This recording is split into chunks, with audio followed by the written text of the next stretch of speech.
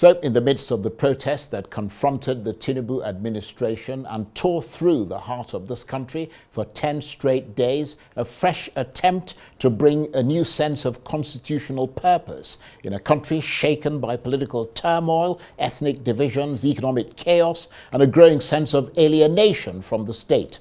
The group spearheading the endeavor is known as the Patriots, eminent Nigerians led by the former Commonwealth Secretary General, Chief Emeka Ann-Kio, who are calling for the convening of a fresh National Constituent Assembly with a mandate to draft a new constitution that would be more reflective of the hopes and aspirations of the Nigerian people. In other words, a constitution that would be restructured to be infinitely more democratic, not just in the deliberations of the proposed Constituent Assembly, but in the fact that the draft that emerges would be put to a national referendum for the people's approval and subsequently for presidential endorsement. Well, on Friday, President Tinubu received the Patriots and their proposal at the Aso Rock presidential villa. So what sort of response did he give, and what can Nigerians expect going forward? Nigeria needs a new legitimate Nigeria People's Democratic Constitution. That the present constitution is illegitimate and cannot deal effectively with the myriad challenges facing this country.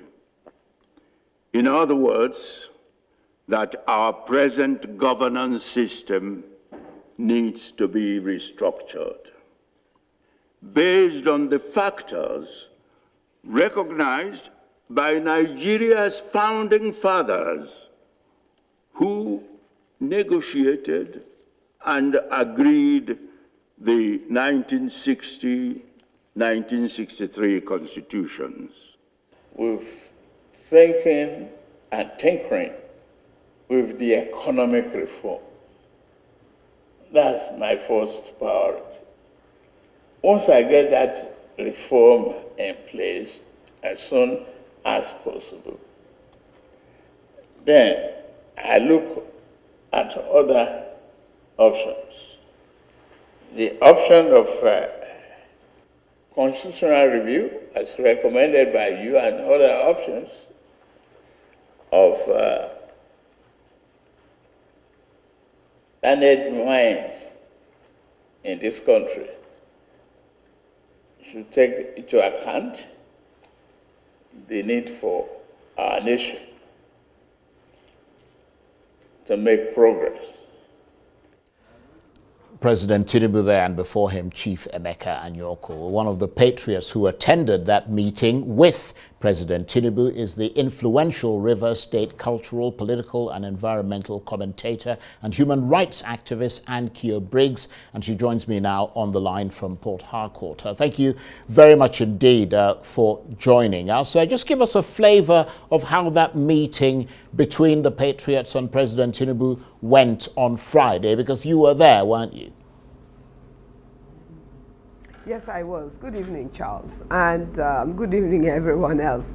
I'm actually a little bit chuckled, if you like, by the reactions that is following this meeting, and I suppose people can not fully understand what went on there and how the Patriots got there. The last chairman before Chief Emeka Ann-Kio took over was Professor Ben Wabweze. Before him, it was Chief Rotimi Williams. The Patriots have been around for decades. People like David Dafenone, A.K. Hosford, so many prominent living and past Nigerians have been members of the Patriots. So the Patriots are not a new number one. They are not a new group that was just set up in the past 10 years or 2 decades. So let's set that one aside. When at the passing of Professor Ben Wabweze, one of the one of the honors that was given to him in the process of laying him to rest was this colloquium that was held in his honor. And if I'm right, Michael Zokome delivered the paper. People like former governors, former senators, present governors were in that gathering. And at the end of the gathering, it was accepted that the Patriots should approach the president and have a conversation with the president. And that was in March. And I think the request to see the president was made in April, between April and May.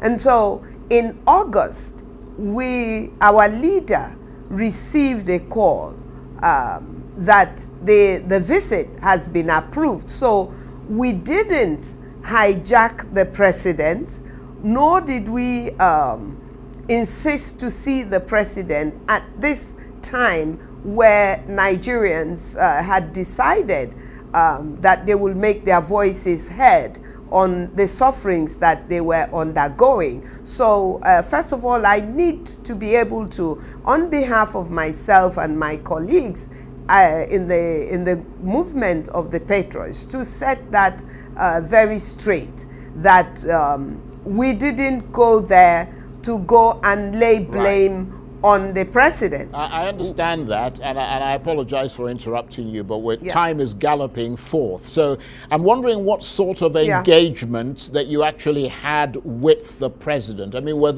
there a discussion that all of you participated in and contributed to, or did one person just read out your proposal like we saw in the video there, and the president read out or handed over his reply? Absolutely. That was what happened. There was no passing of mic backwards and forwards. We introduced ourselves. Our leader first read a 3-page, which is what I'm holding up, a 3-page document which highlighted what the group had agreed on way back in March. And the president replied.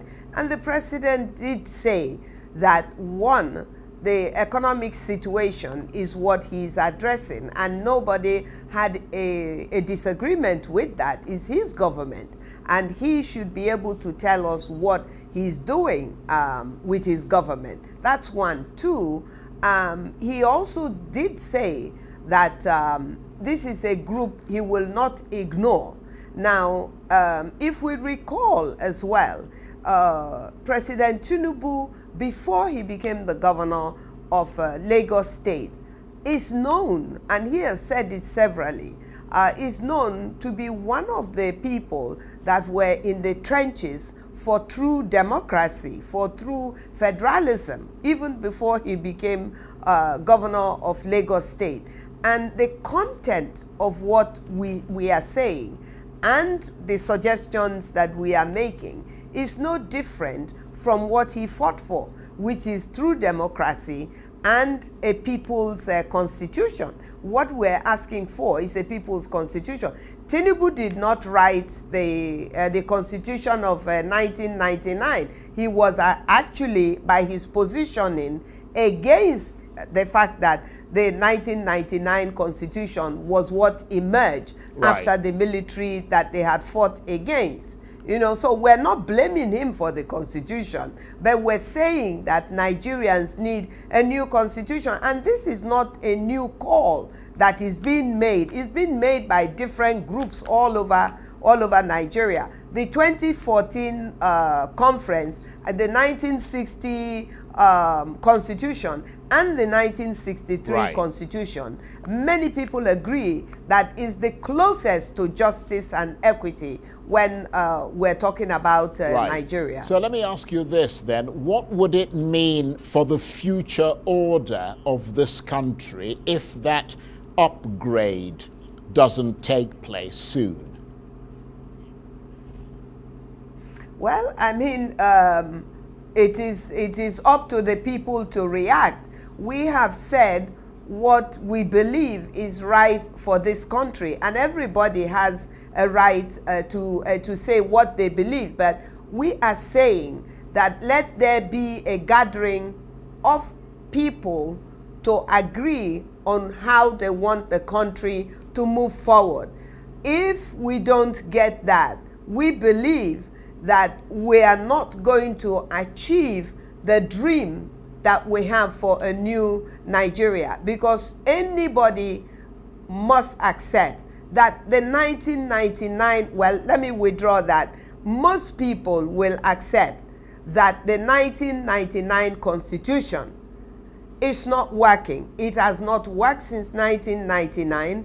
It's unlikely to work in 2024 and moving forward. Okay, but given that, because you put it in very clear, very succinct terms there, and which makes a lot of sense. But given what you just said, why do you think fundamental constitutional reform has been so elusive in Nigeria, even though the president himself, as you mentioned, and presidents before him acknowledged that Nigeria cannot truly move forward in unity and development without root and branch constitutional reform?